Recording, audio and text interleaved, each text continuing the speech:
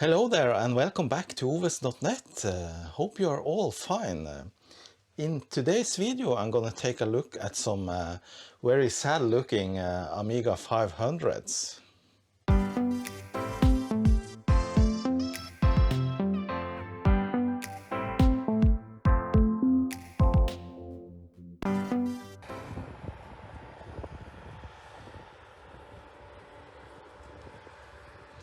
So what I got here is two Amiga 500s. One I know is not working at all, and I also got a couple of, in fact 5 different floppy drives. And this equipment I got from my friend Koiro. So next to the Commodore 64, the Amiga 500 from Commodore is actually one of my favorite machines. And the reason for that is, of course, since I had one back in the day. So this video is going to be about the restoration of these Amiga 500s and hopefully repairing the one that's not working. So let's get right to it. Alright, so let's take a look at this equipment. Two Amiga 500s. I got 3 external floppy drives, a couple of internal floppy drives. And here I got the memory expansion card, and looks like the battery has started leaking, but not a lot. So the first Amiga is this one. I have connected the video cable and the power supply, and yeah, if I turn it on, it's dead. So that needs to be looked at. Not only is it dead, it is also missing all the screws, and it is in fact missing the floppy drive. Perhaps more is missing. So now I'm connecting the next Amiga, and this should be working. Turning on. Yeah, there is a picture at least. Yeah, and there is the famous Amiga Workbench disk. So this is actually working. However, this machine too, missing screws and missing one of the keys. So I think I got 5 Amiga 500s from before, but it's always good to have another one. But yeah, I think I'm gonna start with this and try to see what's wrong with it, why it won't boot. Maybe something simple. In the meantime, the other Amiga can just run and see if it runs stable. One advantage by having 2 Amigas is that, of course, I can mix and match parts to figure out what's wrong. Yeah, and this has the keyboard loose, and wow, a big dent in the shield, not looking good. So I'm gonna remove the shield and see what condition this motherboard is in.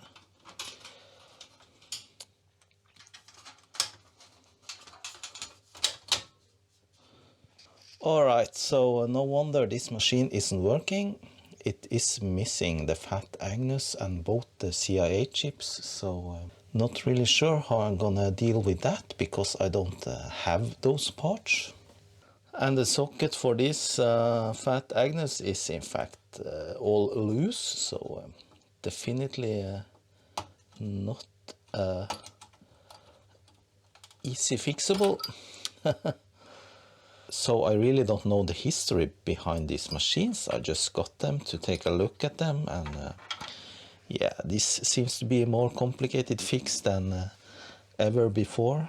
So the poor thing seems to be just partially ripped out, and yeah, some of the pins are still soldered in, but who would do something like that to a poor Amiga 500? This one too has seen better days, and yeah, dirty, missing one key, and everything is loose. And I just found out that the floppy drive is just also completely loose here, and yeah, this is just a mess. And there's no light in the power LED.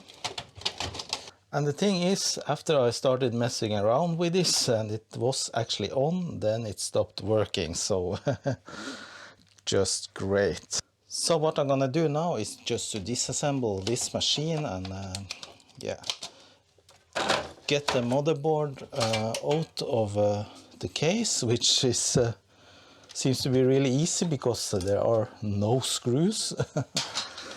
So this is the other motherboard, and oh great, there's a chip missing, the even CIA chip. So let's see if I can get this out of the case.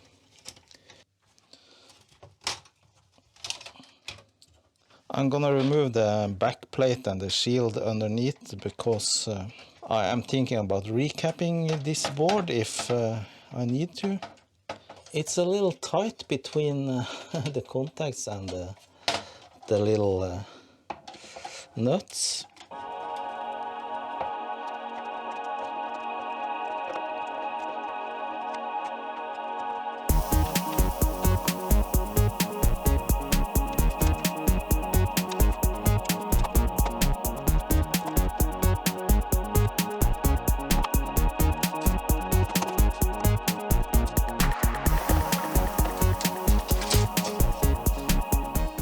That's the board, and it is revision 6A.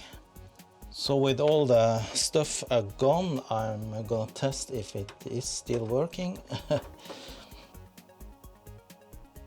Yeah, it's still working, so that's reassuring at least. So before I do anything with the motherboard, I'm gonna take these plastics cases and get them cleaned.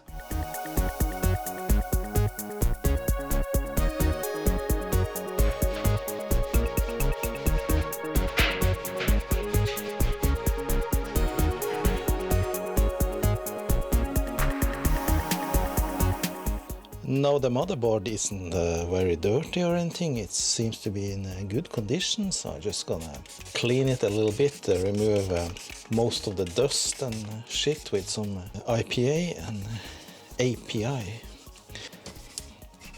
API is something different. Well, it's alcohol.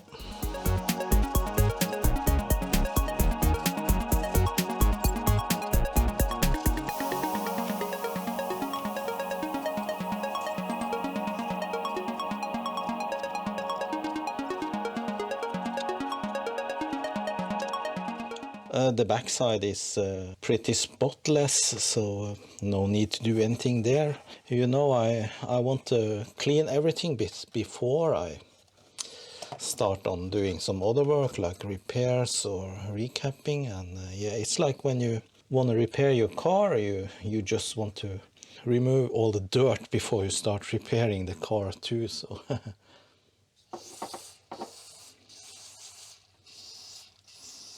no, with the missing CIA chip, I think I actually have one spare. I don't have that many spare parts for the Amiga. And the other board, both were missing, so I can't take anything from that, but let me see. Okay, I actually found it, and it is 8520A-1 from 1987, and the one that's here already is from 1991.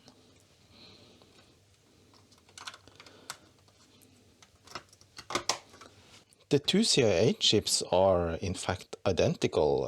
They just have different tasks in the machine, and this is called the even CIA, has to do with interfacing the floppy drive and serial port, things like that, while the odd CIA, this one, has to do with interfacing keyboard and parallel port and mouse and things like that. Before I do anything else with this machine, I'm going to test the board and see if it actually works. And for that I need to hook up the keyboard, and it's a little bit too short a wire. The keyboard has plastic underneath, so I think it's okay to just put it right there. And of course I want to connect the the floppy drive that was in this machine to see if it actually is working, see if we can get this machine to boot. So it's a very short wires on these two.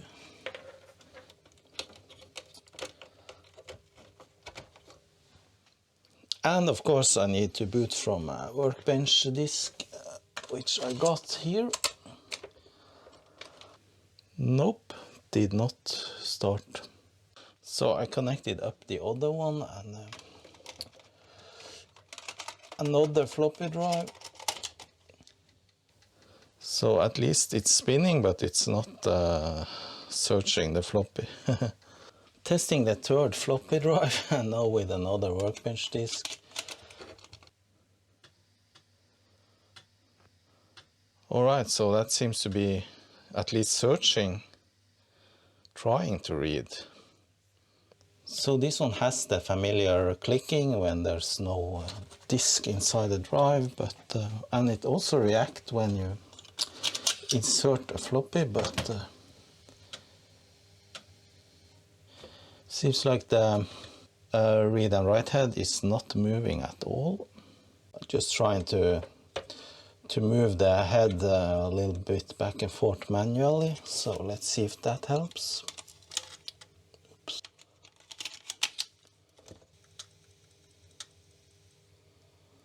Nope.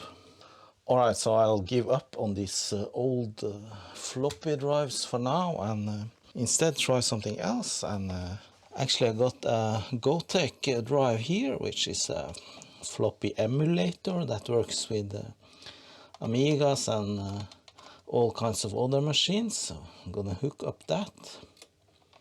The reason I didn't do that right away because I had this configured for use with an Amstrad and had Amstrad floppies on this memory pen. But now I have added the Workbench and the Amiga test kit onto this USB drive, and I have set the correct jumper now, so I think it's all good. So turning on. All right, yeah, there you go. That's better. Nice. So now I know that the floppy routines and everything is working from the motherboard's standpoint, and yeah, we can actually run some tests. This is the Amiga test kit that can run different hardware and diagnostics tests on an Amiga. This is probably not the latest version, so let's see if the keyboard is working. I didn't connect a mouse, but F1 for a memory test. Yeah, that works. Test all memory.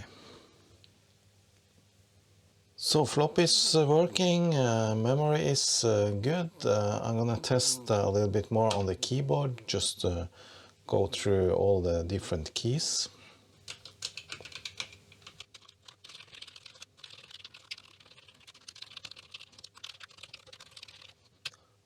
All the keys work just fine. The video is obviously working. So, and then the audio, F5.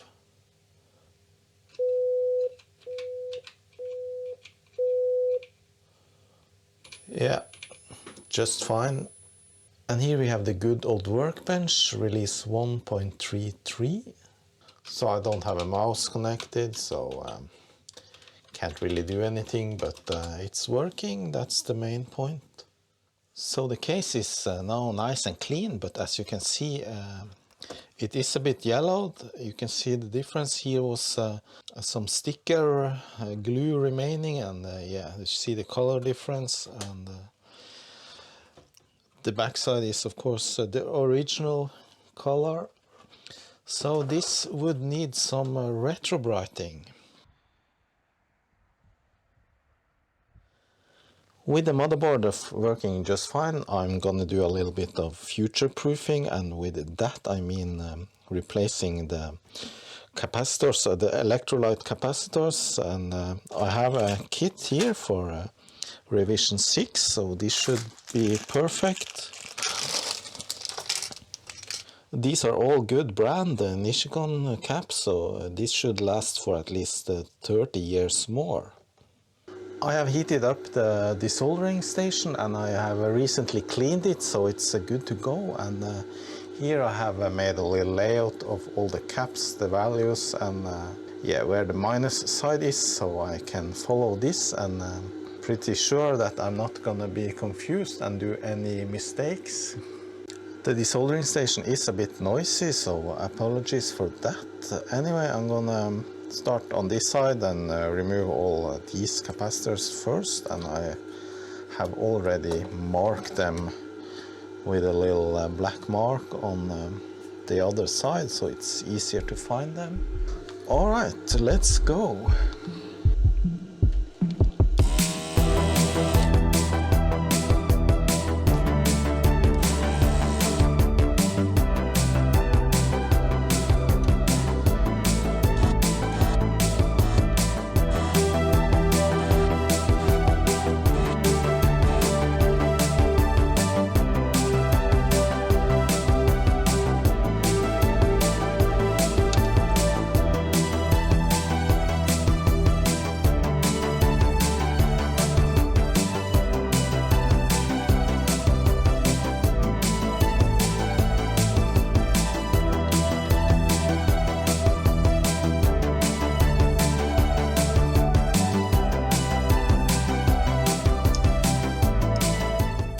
I got a little assistant today. All right, then a little soldering.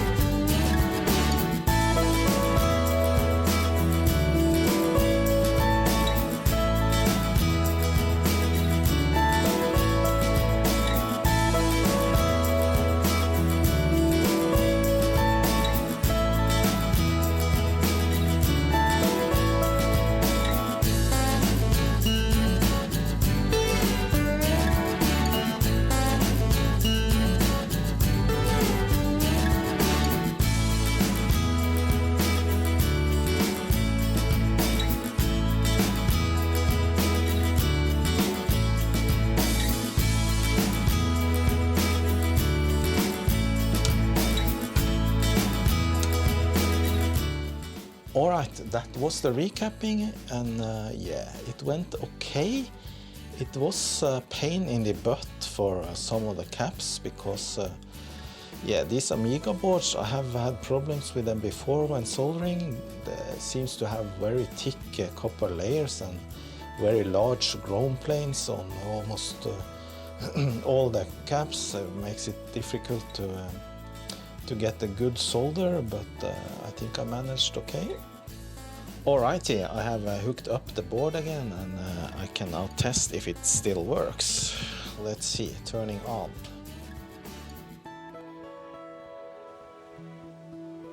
Yep, still working.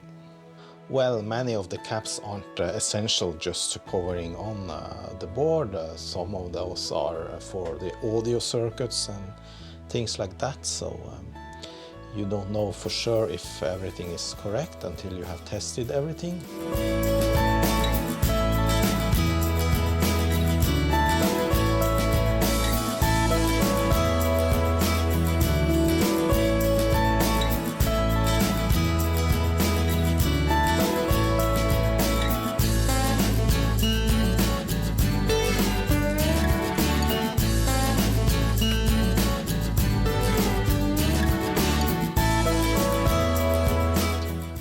Next up is the keyboard, and as you can see, it's quite dirty, and not just the dust and crap under, but also all the keys are blacked, so this needs a good cleaning. And this keyboard is the Hi-Tech brand, and this is a Revision C, and this chip has a date code of 1987. So I'm just gonna remove all the keys and clean everything, and yeah. The missing keycap I already have on a spare keyboard, so I'm just gonna find that later.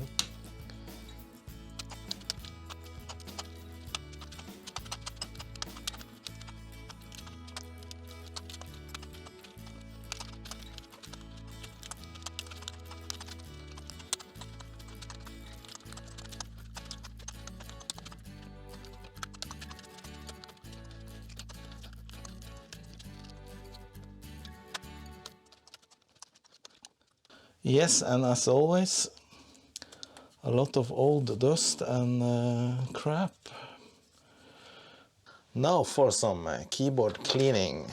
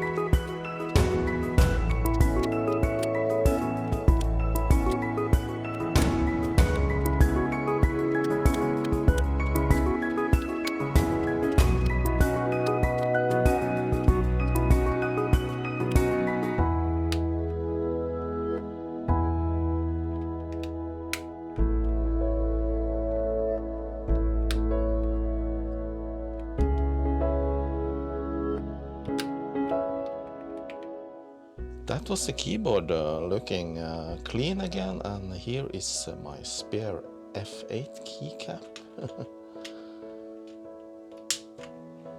Alright, next up is to find a suitable floppy drive and see if I can get one of these to work.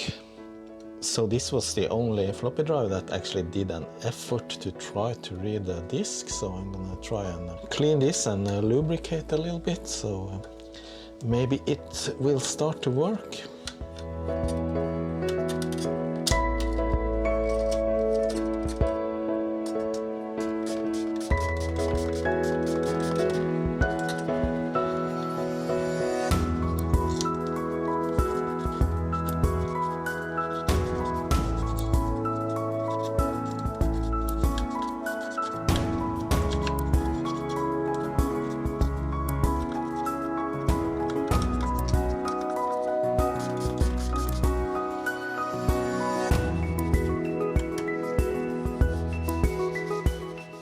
Now the important bits to clean is the head, of course, and also the drive rails, and also the stepper motor axle. I'll try and remove the old grease. I just turn the motor with my finger and remove all the leftover old grease. As you can see, there is a lot of dirt stuck here. Just gonna fish that out. Finally, I'm gonna clean the read-write head carefully with a cotton swab with some isopropanol.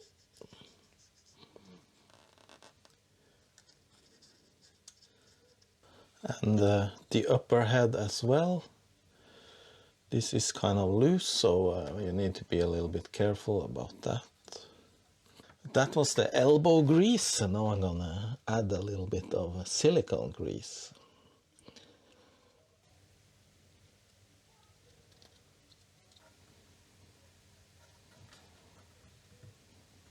Alright, that's it. Servicing done, ready to test. Alright, let me test.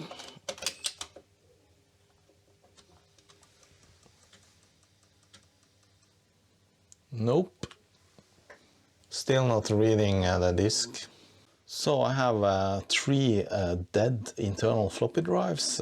2 of those are completely dead. And this one here is trying to work, but not good enough. But I also got 3 external floppy drives, so I'm gonna test. So I'm booting into Workbench now just to see if this external one is working by actually inserting a disk.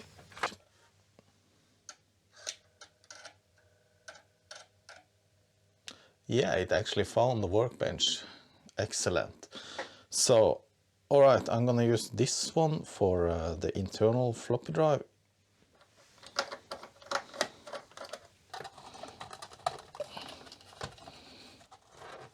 Alright, let's see what we got here.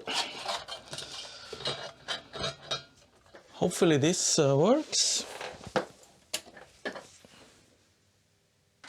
Yeah, it starts loading. It's a bit noisy, but at least it works. So it booted, but then it ended up with a read-write error. However, this might be due to the disk being bad, but I'm gonna clean this one as well. Hopefully this will fit as an internal drive.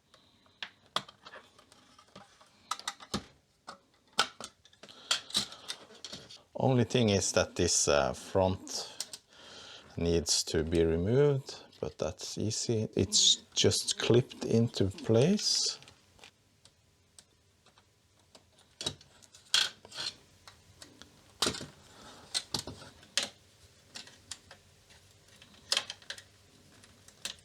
This drive doesn't look too bad. It's not that dirty.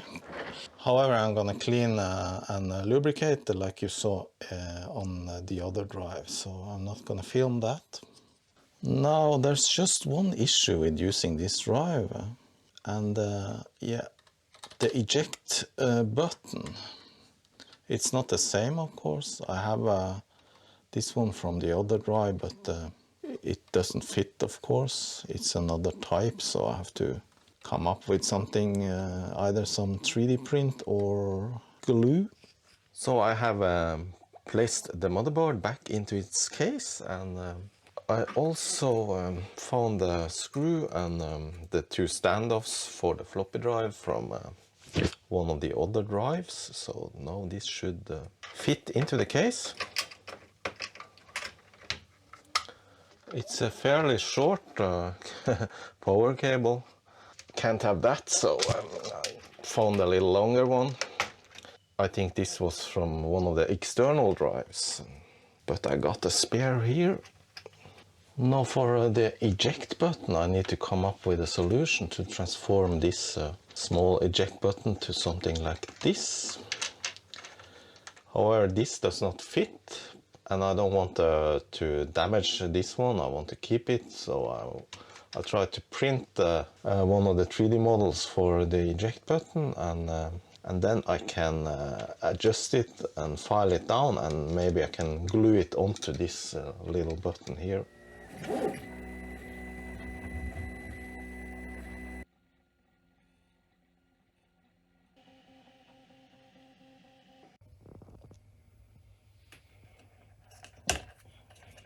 So I eventually realized that this drive, with using these standoffs, was actually too low to fit with the top cover and to make the floppy disk go inside through the cover. So I had to do something. So I, instead of using this, I don't know, 10mm standoff, I used two 6mm standoffs. Makes it a couple of millimeter higher, and then it fits. So I just realized that this floppy drive is a few millimeters too low compared to the other one, so I needed to raise it a little bit in the front. And to do that, I was thinking just use a couple of nuts like this. So to keep the nuts in place, I just use a little bit of glue.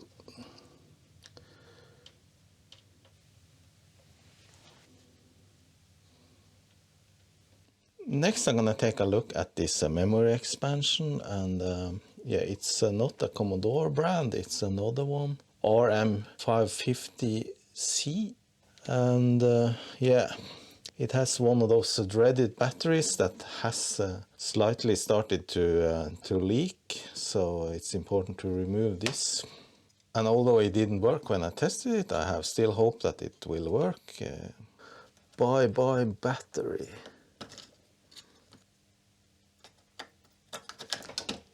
So there is a little bit of corrosion just around the battery terminals, but it doesn't seem to have spread anywhere else, not that I can see at least.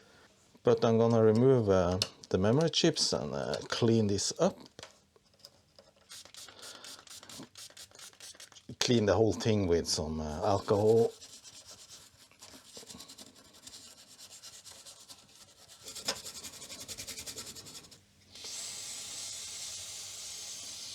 So when I look closer at this board, it's actually a couple of things. There's one cut trace there, and actually on the other side as well there is a cut trace there.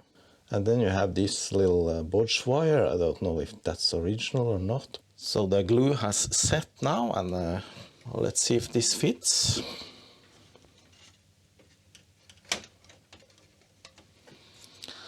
And I also found a screw that I think will fit on this side.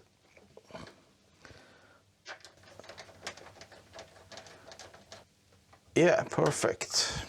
And then this side screw. So let's see if this is the correct height. Yeah, I think that will work.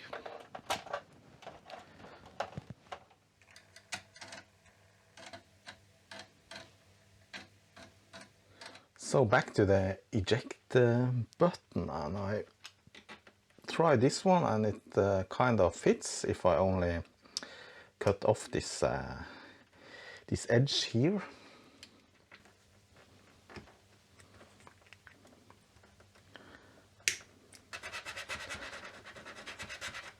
So let's see if this fits. I have a floppy inside, and if I now push this, it comes out. I'm gonna actually use some double-sided tape.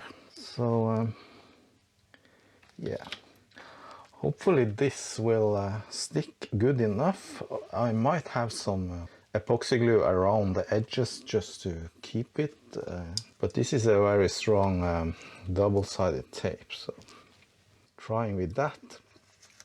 It's not like there's any force outwards when you have this eject button. It's more like the push action that affects it.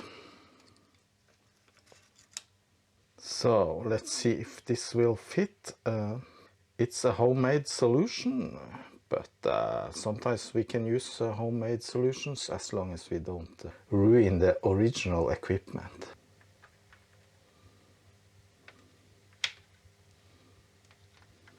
Pressing and holding for 60 seconds maybe.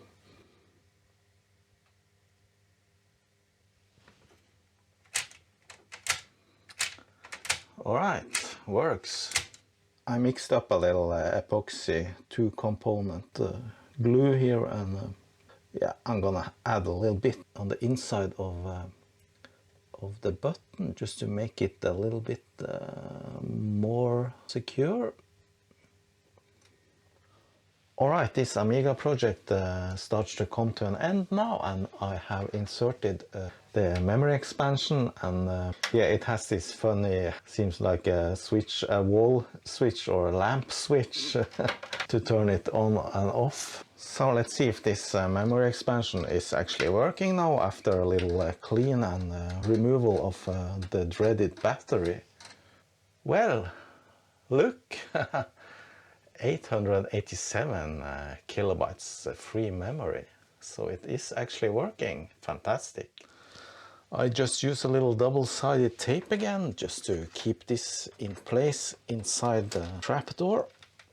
Of course, with the battery removed, there's no battery backed up clock on this machine, but that can be fixed by adding a small cell battery and a diode, I think. Alrighty, I'm gonna assemble the machine now and take it for a little test ride. And I got brand new screws for it.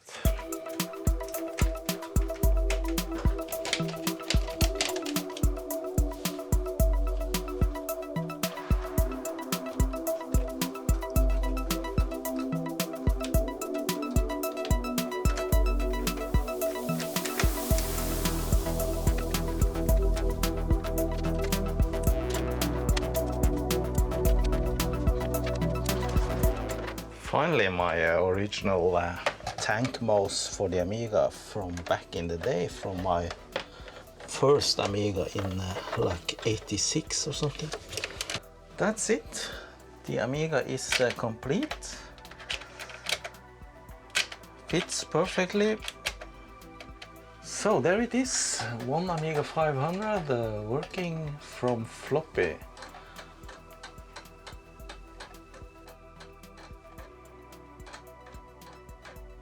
So let's hear what he has to say or she has to say. So let's have a female voice.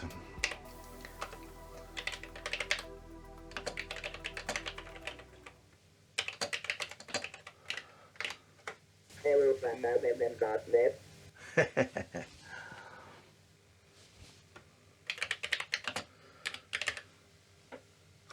I love my Amiga 500.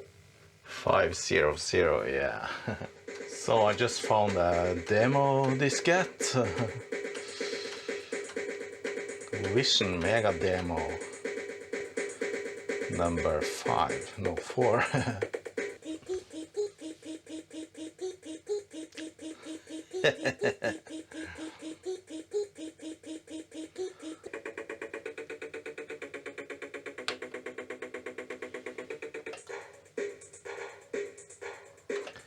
Nice one.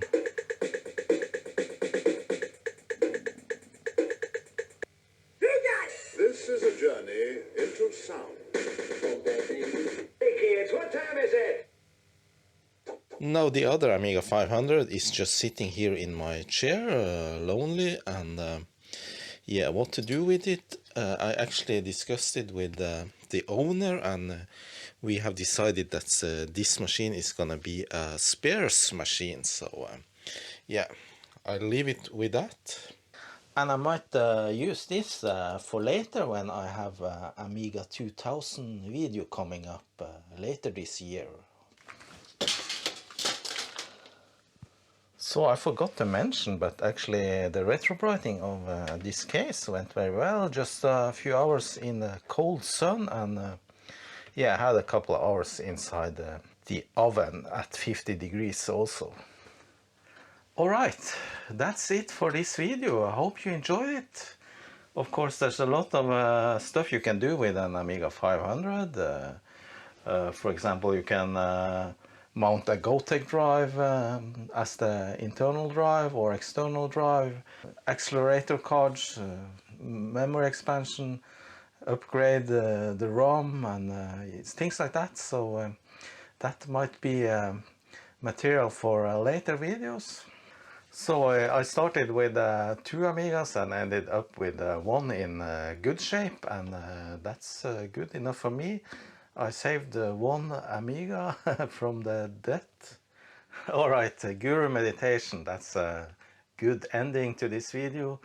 Thanks a lot for watching, and a special thanks to my supporters at Patreon. See you, bye bye.